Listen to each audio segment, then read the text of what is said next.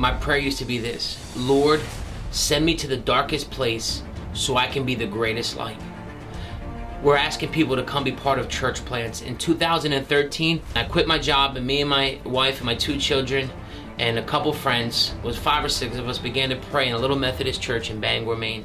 And we began to seek God, and we began to see miracle after miracle after miracle. You see, you can't get a miracle unless you need a miracle.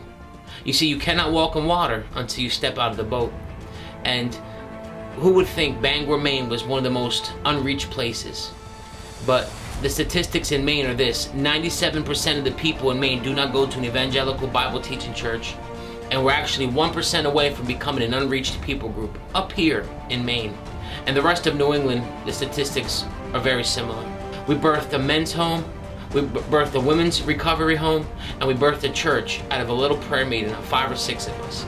And our very first church service of April of 2014, we launched with almost 200 people. You just heard Bobby Bledsoe's story. Unbelievable what God did in Bangor, Maine.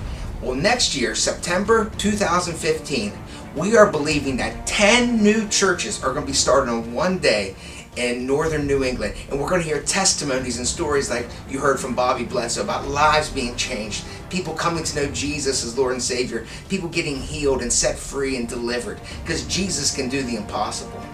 Well, we want you to be involved in that. And I'm just going to give you 3 ways you can be involved. The first is prayer. We need prayer for this project. Man, we believe in that God is going to do all these miracles, and we know nothing happens without prayer. And we're going to ask that you pray for this project. We're also going to ask that you consider giving to this project. Maybe have money set aside for church planning or for home missions. We would love for you to partner with us in giving. We also would love that you go.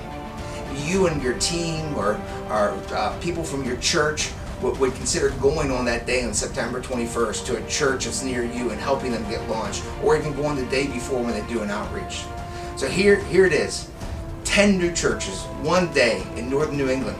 People are coming alongside this vision already, and we're so excited.